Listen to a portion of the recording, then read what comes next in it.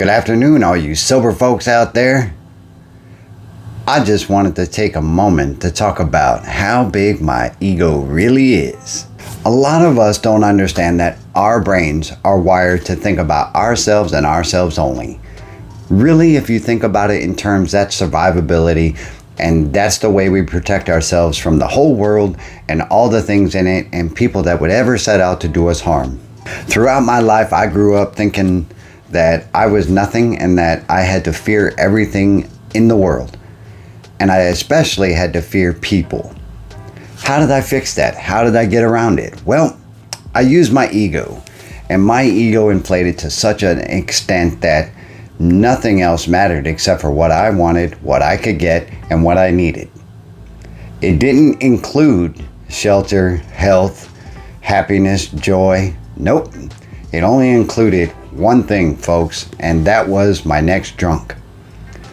Not many people relate to alcoholics the way that they can relate to an addict, except for an alcoholic or an addict. If you think about it, most people, and this is a generality, it's not for certain, most people would say, oh, he's a drunk.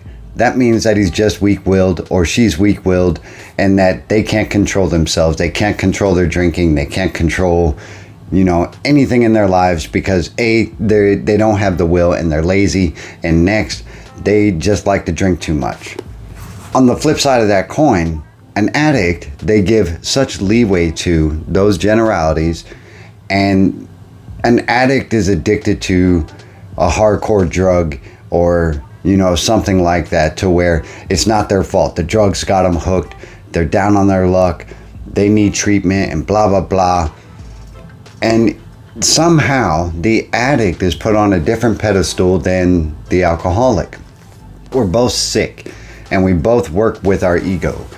For me, my ego drove me to believe that I was everything. And I put that in every use possible. I used it in ways that I could be above people that I was so ashamed of myself of that I couldn't admit that I'm just the same as any other person. Instead, I would knock them down to the lowest point possible. I also did that with women. With women, I would put women on a objective pedestal and I would see them as something I could have or something I could gain something from versus a normal human being who needs love, care, protection, those types of things, and they deserve respect. I didn't have any respect for myself, so I put women at the bottom of the pedestal and I used them for my gain. That's what my ego did.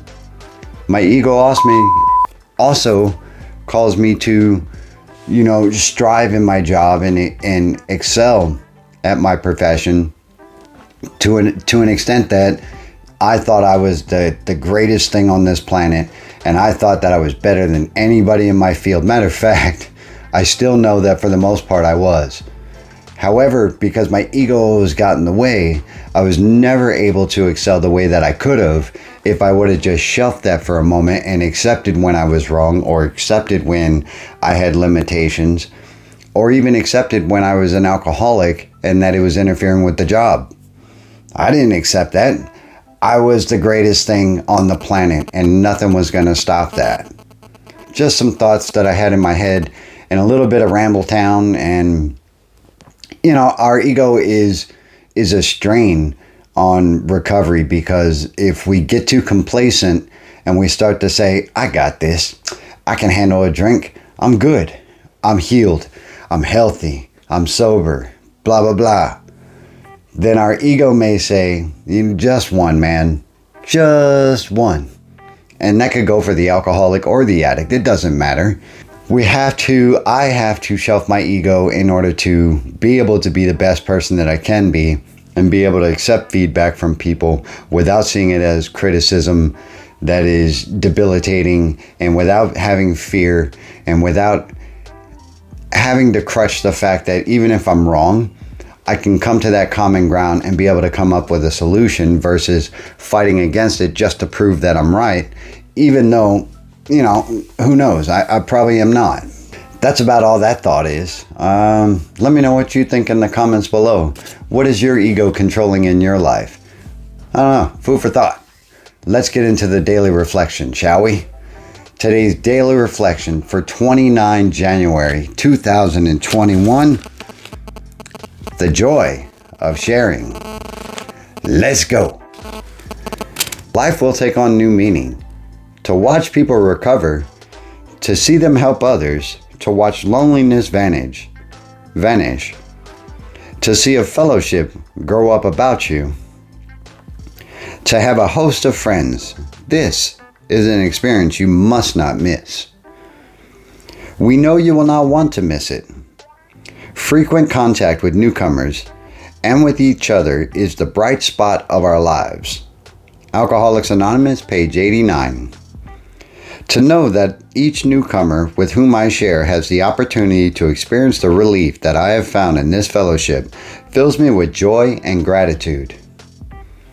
I feel that all things described in AA will come to pass for them, as they have for me, if they seize the opportunity and embrace the program fully.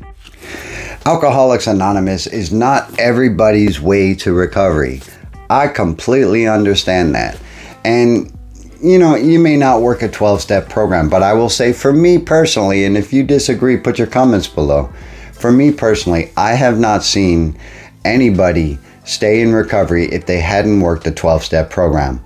Now, I know that is not true because I know of a lot of programs where people have, lived in sobriety and gained a sense of self. But I haven't seen it like I have seen it in a 12-step program like Alcoholics Anonymous or Narcotics Anonymous, depending on how you work your program. I found that working with newcomers and working with people like you has kept me grounded, and it keeps me seated where I belong in my recovery because my ego doesn't take over, and I don't think I'm the greatest thing on earth, and I don't think that I'm the one person who got it. That is the beauty of the program that I work, is that working with other folks and sharing my stories and sharing, the experiences that I went through as an active alcoholic is invaluable because I get it off my chest and I get it out in the open, and I'm able to express those thoughts and feelings without judgment. And I don't know if you're judging me or not. I mean, that's okay if you are. And I know that the newcomer may be apprehensive at first about coming to the program, and they may be, wrapped around the fact that they're going to Alcoholics Anonymous or Narcotics Anonymous, and that now they've identified themselves as being an alcoholic or an addict. And that in itself is a fearful thing if one is not ready to accept it. I don't know. What do you think? Put your comment below. You see, I keep asking that because I want some feedback, and I want to know if this channel is working for you. And if it's not, what can I do to make it better? What kind of topic do you want to hear? Are you an addict or an alcoholic in recovery? Or is everything gravy with you and you just like to check out the channel to watch me make a fool of myself? The joy of sharing everything that I have with you and with other folks, and I do daily, and most people that I come in contact with that I can trust, of course, with what I'm saying, because some of it truly would send me to jail today. I think that, people need to hear what it's like. They need to hear what it's like, what happened, and what it's like now. That's how I tell my story. Because I started out, and this is kind of a tangent, but I started out, really lost in my life. And I still feel lost. I felt lost way back in high school. Felt like I didn't belong. I was kind of on the opposite, not quite in with the nerd group and not quite in with the jock group, just right in between. And I didn't feel invisible, but I didn't feel accepted on either side either. And I was pretty good with women. I was, of course, until, like I said, my ego took over, but I was pretty good with the girls, and, I had a few relationships and everything else, but folks, this is where sharing my story is helpful. When I would get drunk, because I was drinking, when I would get drunk, I would turn into the Jekyll of myself, or the Hyde, whichever one you see, and I would just flip, like right when that switch would hit, everything would change, and everything would change for the worse for me. And I would treat them like garbage, and I would treat people in my life like garbage. And that was like right at that moment, like right after you're happy, when you get drunk, right after you're happy, and then the switch goes off and the blackout happens. My whole personality changed, man. And I'm just having the joy of sharing right now. So if you're, not digging it, turn the video off. If you are digging it, keep watching. And so that switch would happen, and everything would just go to crap. I lost a lot of girlfriends that way because I would just go into wicked rages and everything else. And that's what the alcohol did to me, is it turned out the worst part of me. And, that was something I couldn't get away from all the way up until, I got sober. That's what it would do to me. I wanted to share this earlier, and, this is part of the joy of sharing. So it does have something to do with the daily reflection. I remember when I would go out to, the liquor stores and everything else on the way home and all this other stuff, and people would call me the good drunk. And I was like, what is that about, the good drunk?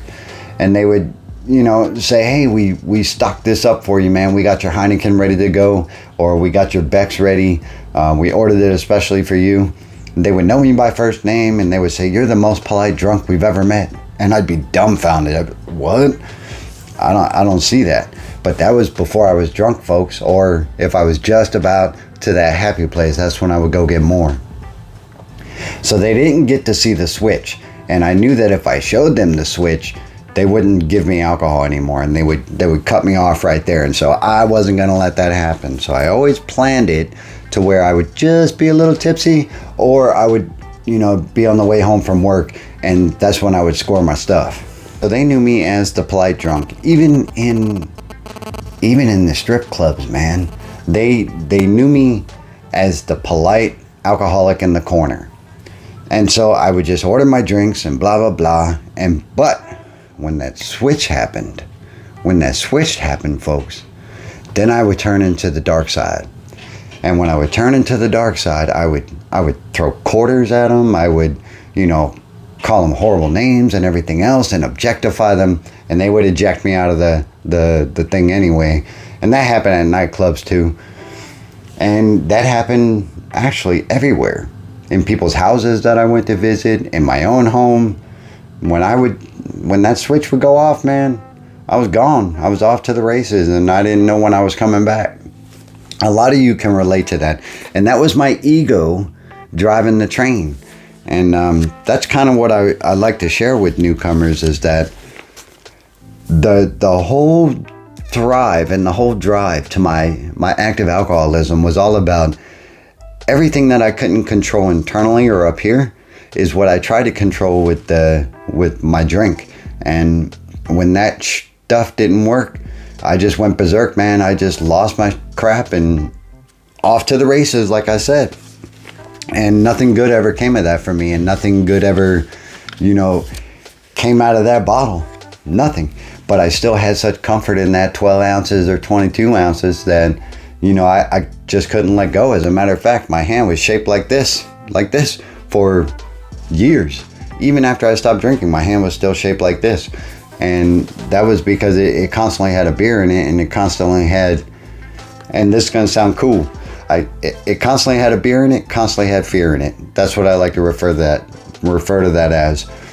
I don't know if you've gotten anything from today's daily reflection, and you understand where I'm coming from, please drop your comment below. And I just want to read one more thing before we go, and it's a pretty awesome statement. It's out of the book Living Sober. All right, here it is, folks.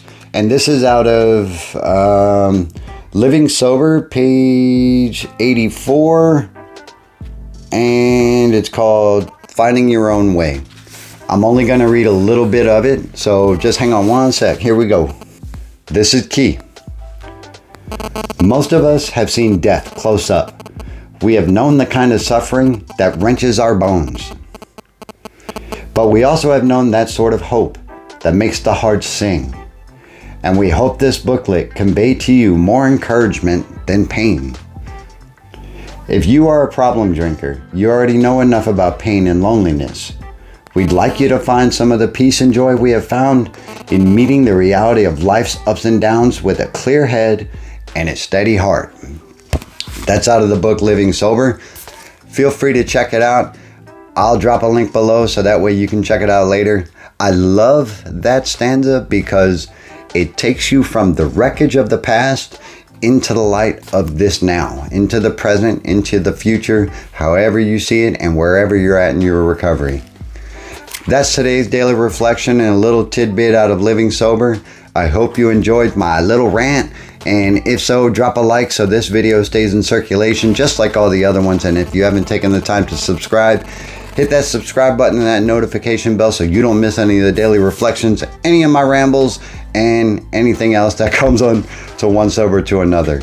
Life is a garden. Dig it, folks. I hope you have a good day. And I got a nice video for this weekend. I hope you stay tuned. And guess what? Life's a garden. Dig it. I'm going to see you in the next one. Have a good night.